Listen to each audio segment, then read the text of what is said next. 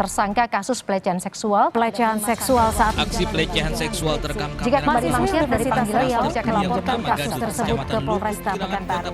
Pada video sebelumnya, kalian lihat bukan pelecehan seksual di Indonesia cukup tinggi. Dan saat ini kita akan membahas bersama tentang pelecehan dan kekerasan seksual yang terjadi di Indonesia. Oleh sebab itu, kami melakukan survei secara online mulai dari berbagai universitas yang ada di Indonesia dan beberapa orang tua, remaja, dan orang dewasa dalam mengikuti survei kali ini. Dan hasilnya di antara survei ini dominan diikuti oleh para laki-laki dan perempuan, serta mereka berpikir bahwa pelecehan seksual rata-rata disebabkan oleh pakaian. Nah, dari data yang dilihat bahwa sampai ke angka 5 poin. Nah, jadi itu dapat membuktikan kepada kita bahwa di perspektif orang Indonesia, pakaian menjadi faktor penting penyebab terjadinya pelecehan dan kekerasan seksual. Di sisi lain juga kita akan melihat faktor-faktor lain seperti pelecehan seksual tidak hanya terjadi pada pria dan wanita saja, namun itu kerap terjadi kepada anak-anak, bahkan remaja-remaja pada umumnya. Dan teman-teman sekalian, untuk info lebih lanjut, cek out video berikut ini.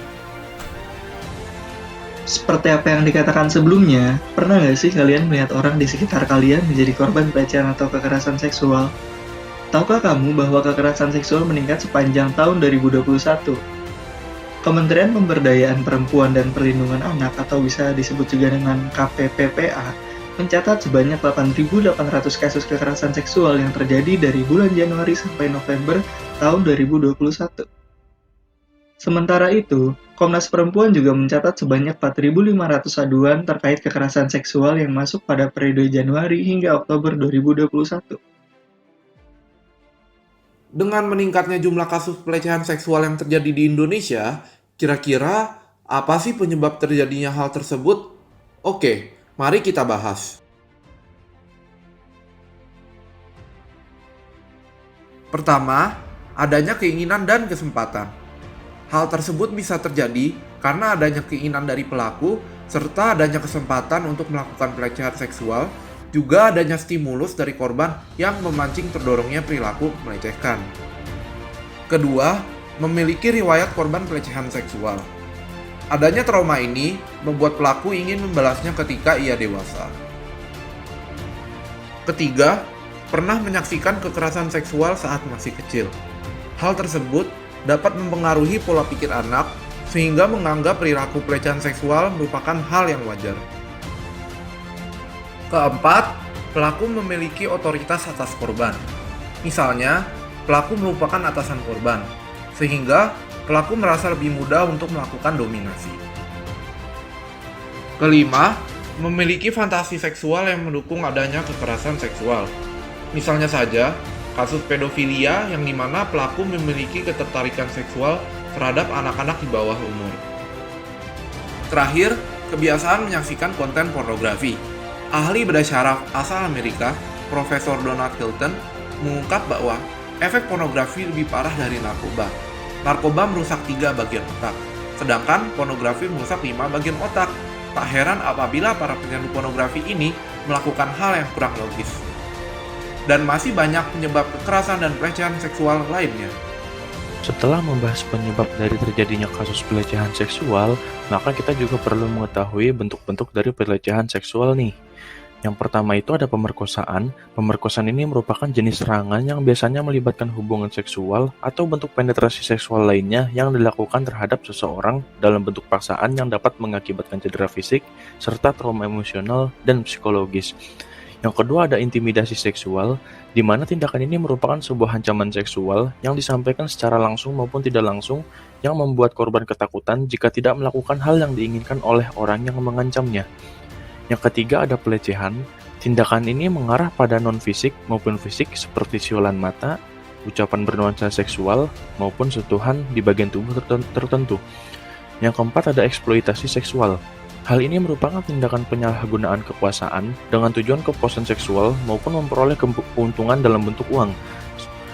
Contoh dari eksploitasi sosial itu sendiri adalah memanfaatkan kemiskinan perempuan untuk memasukkannya ke dalam dunia prostitusi dan pornografi. Yang kelima ada kontrol seksual. Tindakan ini biasanya dilakukan lewat aturan yang diskriminatif dengan alasan moralitas dan agama. Contohnya adalah aturan yang memuat kewajiban busana, jam malam, dan hukuman yang berbau seksualitas. Nah, ada juga tindakan-tindakan lain yang termasuk ke dalam tindakan pelecehan seksual, seperti perdagangan perempuan untuk tujuan seksual, prostitusi paksa, perbudakan seksual,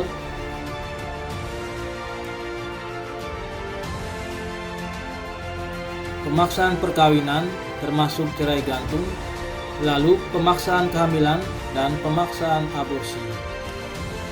Beberapa bentuk lainnya seperti pemaksaan kontrasepsi dan sterilisasi, di mana pada saat pemasangan alat kontrasepsi dan atau pelaksanaan sterilisasi tanpa persetujuan utuh dari pihak yang bersangkutan. Selanjutnya, penyiksaan seksual. Tindakan ini khusus menyerang organ dan seksualitas korban yang dilakukan dengan sengaja sehingga menimbulkan rasa sakit atau penderitaan hebat, baik jasmani, rohani, maupun seksual. Kemudian, penghukuman tidak manusiawi dan bernuansa seksual, yaitu suatu cara menghukum yang menyebabkan penderitaan, kesakitan, ketakutan, atau rasa malu yang luar biasa. Setelah itu, praktik tradisi bernuansa seksual yang membahayakan keselamatan, di mana sunat perempuan adalah salah satu contohnya.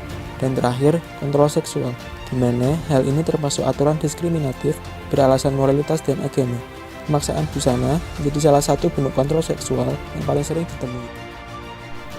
Nah, setelah menyimak video sebelumnya, maka dapat disimpulkan ya bahwa bentuk-bentuk pelecehan seksual itu sangat banyak. Oleh sebab itu, kita harus berhati-hati.